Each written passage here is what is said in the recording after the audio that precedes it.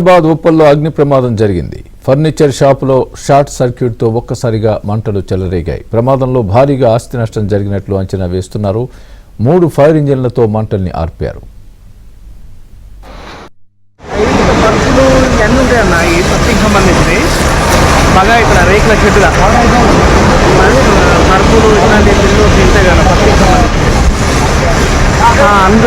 రేకుల పెద్దది మొత్తం 3 ఫైర్ ఇంజన్లు పక్కకే ఉంటుంది నా ఎల్బీ నగర్ సంబంధించిన.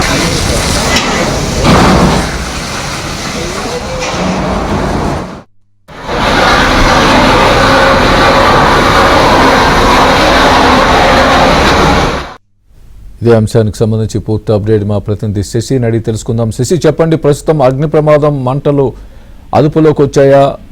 అక్కడ ఉన్నటువంటి పరిస్థితి ఏ విధంగా ఉంది? ప్రజెంట్ అక్కడ ఎలాంటి నష్టం జరిగింది? దీనికి సంబంధించి పూర్తి అప్డేట్ ఇవ్వండి. అసలు ఎలా జరిగింది ఈ అగ్ని ప్రమాదం? ఉప్పల్ భగయాత్రలో భారీ అగ్ని ప్రమాదం సంబంధించింది. శిల్పారామం సమీపంలో ఉండేటటువంటి మూర్తి కంఫర్ట్ ప్రైవేట్ లిమిటెడ్ సంస్థల అగ్ని ప్రమాదం సంబంధించింది. ఇందులో ప్రధానంగా ఫర్నిచర్ తయారు చేస్తారు. ఇందులో ఎక్కువగా బెడ్స్ తర్వాత పిల్లోస్ తయారు చేస్తూ ఉంటారు. అయితే సాయంత్రం ఒక్కసారిగా కూడా ఇందులో ఫర్నిచర్ సంస్థలో అగ్ని ప్రమాదం సంబంధించింది. ఒక చోట మొదలైనటువంటి మంటలు ఒక్కసారిగా కూడా మొత్తం ఆ గోడౌన్ అంతటినీ కూడా కప్పేసిందంటూ చెప్పుకోవచ్చు. సో మొత్తానికి లోపల ఉండేటటువంటి పిల్లోస్ తయారీ చేయడానికి వాడేటటువంటి సామాగ్రితో పాటు ఆ తర్వాత బెడ్లు తయారు చేసేటటువంటి సామాగ్రి అంతా ఒక్కసారిగా ఖాళీ బూడిదైపోయింది. అనంతరం సమాచారం అందుకున్నటువంటి వెంటనే పోలీసులతో పాటు అగ్నిమాపక సిబ్బంది ఒకసారిగా ఘటనాస్థలికి చేరుకున్నారు. స్థానికంగా ఉండేటటువంటి సమీపంలో ఉండేటటువంటి 3 ఫైర్ ఇంజిన్ల సహకారంతో మంటలను ఆర్పేటటువంటి ప్రయత్నం చేశారు. సుమారుగా 2 గంటల పాటు శ్రమించి మంటలను పూర్తి స్థాయిలో అదుపులోకి తీసుకుని వచ్చారు.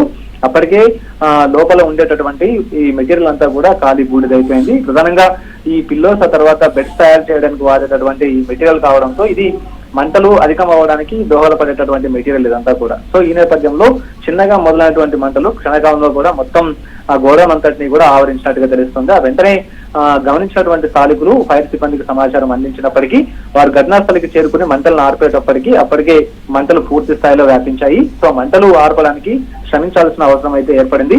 ప్రధానంగా షార్ట్ సర్క్యూట్ తోనే ఈ ప్రమాదం జరిగి ఉంటుందంటూ కూడా ప్రజెంట్ ఇప్పుడు ఫైర్ సిబ్బంది ప్రాథమికంగా ఒక నిర్ధారణకు వచ్చినట్టుగా తెలుస్తోంది. సో మంటలు పూర్తి స్థాయిలో ఇప్పుడు అదుపులోకి వచ్చాయి కాబట్టి అగ్ని ప్రమాదం ఎందుకు సంబంధించింది, అగ్ని ప్రమాదం సంబంధించడానికి కారణాలు ఏంటనే అంశాల మీద ఒక క్లారిటీ వచ్చేటటువంటి అవకాశం అయితే కనిపిస్తుంది. రైట్ శశి.